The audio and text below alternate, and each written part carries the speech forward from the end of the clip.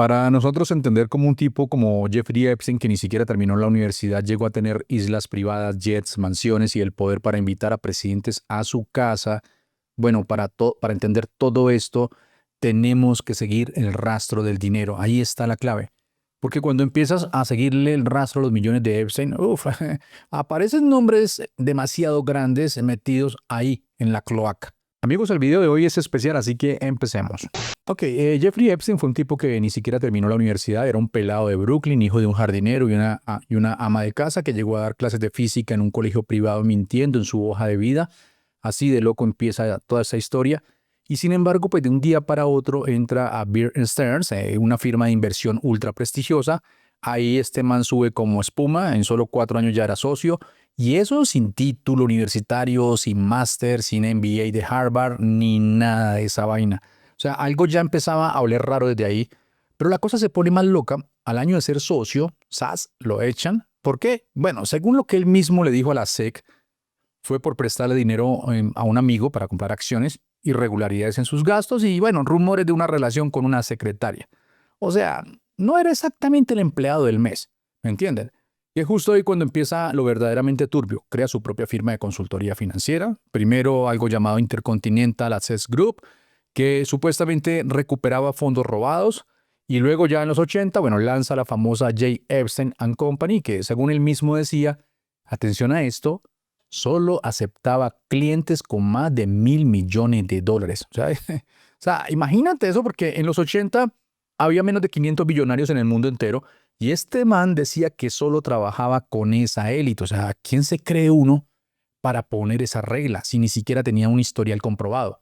Y ojo, porque nunca se publicaron balances, ni se conocieron otros clientes, ni siquiera se sabía cuántos empleados tenía Epstein. En un momento dijo que tenía 150 empleados, luego mediante un documento reveló que apenas tenía 20 personas y $88 millones en aporte de capital. O sea, todo era una neblina, es algo muy bien montado, estilo película, estilo esa escena del lobo de Wall Street. No sé si la recuerdan cuando hablan de una compañía aérea, una aerolínea y muestran como una especie como de letrina. Y ahí es donde aparece el primer y único cliente confirmado, Les Wexner, el mismo que fundó Victoria's Secret, un tipo con una fortuna brutal, que por alguna razón le entrega el control total de sus finanzas a Jeffrey Epstein. O sea, le dio poder notarial. O sea, una bendita locura todo eso, pero eso no es todo. También le regaló una mansión en Manhattan valorada en $77 millones, si escuchaste bien, regalada. Y encima registrada a nombre de una compañía de Epstein en las Islas Vírgenes. O sea, ¿ya ven ustedes por dónde va la cosa? Entonces, en este punto uno se pregunta si este tipo era realmente un asesor financiero brillante o simplemente sabía cómo ganarse la confianza de gente poderosa con mucho dinero y poco criterio. Aunque bueno, después aparecen rumores de que lo que realmente ofrecía no era asesoría financiera exactamente, sino otra clase de servicios. Servicios que implicaban fiestas, mujeres, cámaras ocultas y luego pues venía la presión. Aunque suena mejor llamar las cosas por su nombre, venía la extorsión. Y desde ahí el dinero empezó a llover, pero nunca desde lugares tradicionales, nunca con las reglas del juego claras. O sea, siempre había algo oscuro, sociedades offshore, amistades incómodas y muchísimo silencio. Y la gran pregunta, bueno, queda en el aire. ¿Fue todo esto un plan desde el principio o fue simplemente un tipo con suerte que supo moverse en un mundo lleno de vacíos legales y morales? En 2019, Les Wexner admitió que Epstein le había robado más de $46 millones y que apenas en 2007 cortó la relación justo cuando explotaban las primeras denuncias. Pero amigos, o sea, en serio, justo cuando salta el escándalo decide romper relación. O sea, eso es lo que hace ruido, porque si tú eres un magnate como Wexner y te das cuenta de que tu asesor te está robando, no esperas 10 años para decirlo. O sea, lo confrontas de una vez, lo demandas, lo frenas. Pero no, aquí se guardó silencio, se pagaron abogados, se firma confidencialidad y Epstein sigue volando en jets privados. Y aquí es donde la cosa se pone interesante porque Wexner no fue el único. Lo que pasó con él abre la puerta para entender cómo operaba Epstein con otros millonarios, usaba el mismo libreto, se ganaba su confianza, les ofrecía consejos financieros o soluciones fiscales, terminaba metido en sus vidas privadas, sus casas, sus familias y de alguna manera, bueno, salía ganando él. Esa estrategia no es de amateur, no es yo llego, vendo acciones, hago trampa y me voy. No, no, no, no, no, no. Esto es un tipo que estudió a los ricos, sus debilidades, sus egos, sus asquerosidades y se volvió indispensable. Como una especie de parásito de lujo. Y todo con un toque casi invisible. Compañías offshore, transferencias sin trazabilidad, favores personales disfrazados de asesoría. Y si alguien preguntaba, bueno, ¿quién es ese tal Epstein que anda en tu yate? Ah, no, ese es Jeff, el que me arregló el lío de los impuestos. Y así fue como se metió este man en la mesa de los millonarios más poderosos del planeta. No por su inteligencia financiera, sino por su habilidad para seducir con confianza, discreción y probablemente algo más oscuro. Porque, ojo, una cosa es ser un asesor caro y otra muy distinta es tener cámaras en las habitaciones de sus amigos. Miren, ya hay testimonios que dicen que Epstein grababa todo, desde las fiestas privadas hasta las visitas políticas. ¿Y para qué? Bueno, para guardarlos como souvenir. Nada, tú y yo sabemos para qué. Chantaje fino, presión, poder silencioso. Y ahí obviamente el dinero deja de ser el objetivo y se convierte en la herramienta. Así que esta supuesta amistad con Wexner, bueno, fue en realidad la puerta a una red más grande, una red donde Epstein podía entrar sin preguntar, sentarse en la cabecera de la mesa y salir con un cheque o con algo más valioso. Información comprometedora. A ver, uno puede entender que alguien como Les Wexner se haya dejado envolver. Bueno, pasa, en el mundo de los ricos también está lleno de ingenuos con ego gigante. Conocemos gente con ego gigante, ustedes saben. Pero cuando ves que Leon Black, uno de los tipos más poderosos de Wall Street, le pagó a Epstein 158 millones por consejos fiscales, ya uno dice, hey, un momentico, papá, ¿qué clase de impuestos estás pagando? ¿Con qué calculadora? ¿La de la NASA? Leon Black es el fundador de Apollo Global Management, un titán de las inversiones, un tipo que tiene literalmente los mejores abogados fiscales del mundo al alcance de un clic. Y aún así contrata a Epstein, que no tenía ni un título universitario, ni experiencia demostrada en impuestos, y le paga más de lo que vale una mansión en Manhattan cada semana. O sea, eso no tiene sentido. Los abogados tributarios normales te cobran unos cientos de miles al año, no 158 millones. ¿Sabes qué más dijo Black? Que creía en las segundas oportunidades. Segunda oportunidad para un tipo que ya estaba fichado como delincuente sexual. Pero hay más. El Financial Times reportó que hasta 2.000 millones de la fortuna de Black podrían estar ligados a Epstein. Eso no es asesoría, eso es coautoría. Eso es tenerlo metido hasta el tuétano de tus negocios. Y lo más oscuro, después de que se filtraron los pagos, bueno, varios fondos de pensiones se congelaron y dejaron de invertir con Apolo. Bueno, Black entró en crisis, contrató a una firma legal para investigarse a sí mismo. Sí, como si tú te hicieras tu propio juicio y obvio salió limpio. Pero el golpe reputacional fue brutal, tanto que en 2023 Leon Black pagó 62.5 millones al gobierno de las Islas Vírgenes para evitar demandas relacionadas con Epstein. No admitió culpa, pero pagó en silencio para cerrar el capítulo. O sea, yo no pagaría 62 millones si no tuviera nada que esconder. Lo más oscuro de todo, bueno, siguieron en contacto incluso después de 2008, cuando Epstein ya era oficialmente un agresor condenado. Ahí es cuando uno ya no habla de ingenuidad, sino de complicidad, o por lo menos de un pacto de silencio muy conveniente. Esa fórmula se siguió repitiendo, gente rica, Epstein entra como asesor, maneja sus cuentas, sus viajes, sus fiestas, y luego algo pasa, siempre hay algo que no cuadra. Ok, ya vimos que Epstein se metía en la vida de los ricos con supuesta asesoría financiera, pero aquí es donde se revela el otro lado del plan, porque bueno, una cosa es entrar y manejar tus inversiones, y otra muy distinta es llenar tu casa de cámaras escondidas. Según el testimonio de varias víctimas, en su mansión de Manhattan, esa misma que le dio Wexner, había habitaciones y baños con cámaras ocultas, bueno, con lead feed directo a un cuarto de vigilancia. ¿Y qué grababan? Exacto, bueno, eso mismo que estás pensando. No era casualidad. Las chicas que llevaban, muchas menores de edad, eran parte de un sistema de reclutamiento de favores para los amigos de Epstein. Y mientras tanto, ellos hacían clic, clic, clic, clic, todo quedaba registrado. ¿Y para qué servía eso? Bueno, no era para coleccionar recuerdos, era para tener material suficiente para manipular, para tener seguridad de que si algún día alguien quería hablar, pues simplemente no iba a poder hacerlo. Eso explica por qué tantos poderosos se quedaban callados o incluso seguían relacionándose con él después de su condena en 2008. Es que miren, eso no era solamente miedo legal, era miedo personal, miedo político, miedo a que saliera ese video, ese correo, esa foto. Y ojo, estamos hablando de gente del más alto nivel. Presidentes, príncipes, banqueros, magnates tecnológicos, políticos en actividad. Y muchos de ellos fueron captados en sus mansiones, sus islas o en su jet privado, el Lolita Express. Ese avión no era cualquier jet, era un Boeing 727 adaptado con cama matrimonial y ambientes privados. No lo digo yo, lo dicen las víctimas, lo dice la prensa, lo dicen los documentos. Y según fuentes del FBI del Departamento de Justicia, existen más de 300 gigabytes de archivos, incluyendo videos, fotos, registros de vuelo, transacciones bancarias, listas de contactos y supuestas cartas escritas por figuras influyentes. Pero entonces, ¿por qué no hemos visto nada? Bueno, aquí es donde todo se vuelve una espiral de locura. La administración Trump prometió revisar los archivos, designó a Pam Bondi, Kash Patel y Dan Bongino como los encargados. Dijeron que revisarían todo, pero semanas después, bueno, salieron con la versión oficial.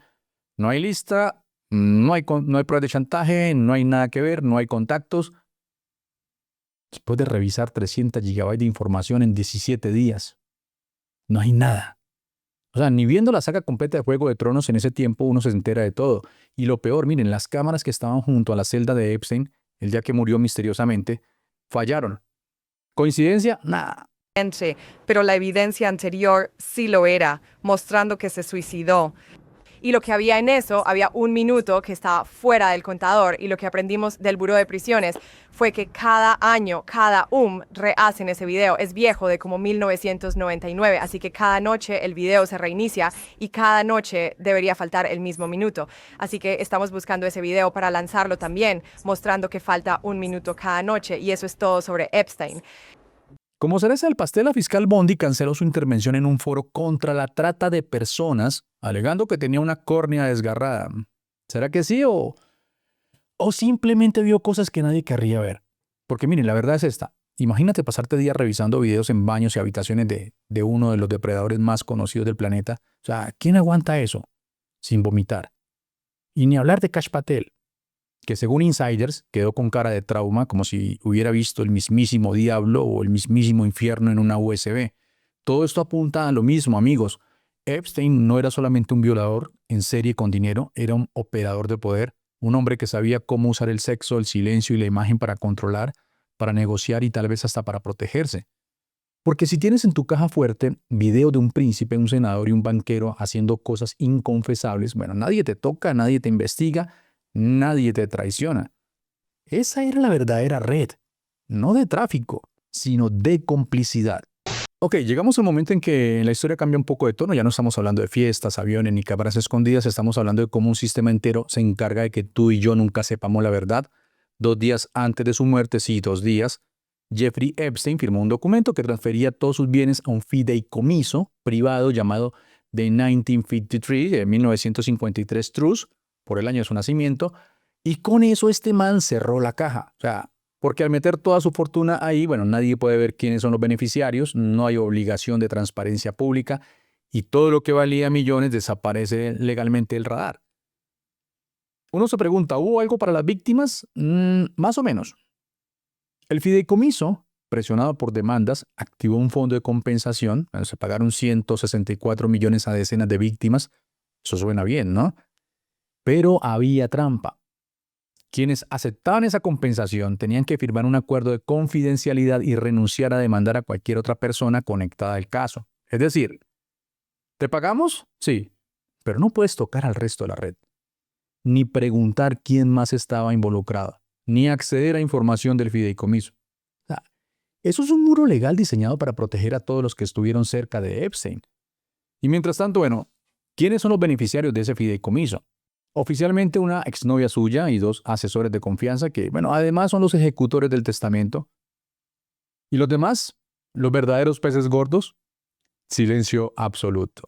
Bueno, entre tanta cifra y tanta propiedad de lujo y tanto nombre famoso, a veces se nos olvida el corazón de todo este asunto, de todo este escándalo, que son las víctimas, niñas, adolescentes, chicas vulnerables que fueron usadas, fueron manipuladas, muchas veces entregadas como si fueran objetos a cambio de favores, contratos, influencias. En 2019, una de ellas contó que vio con sus propios ojos las cámaras ocultas en la casa de Epstein. Dijo que sabía que la estaban grabando, que había un cuarto con monitores en vivo, o sea, como si fuera una maldita sala de control de vigilancia. Lo más desgarrador, muchas contaron que no solamente las forzaban, sino que las presionaban para reclutar a otras, o sea, un ciclo de abuso que se disfrazaba de glamour, de exclusividad.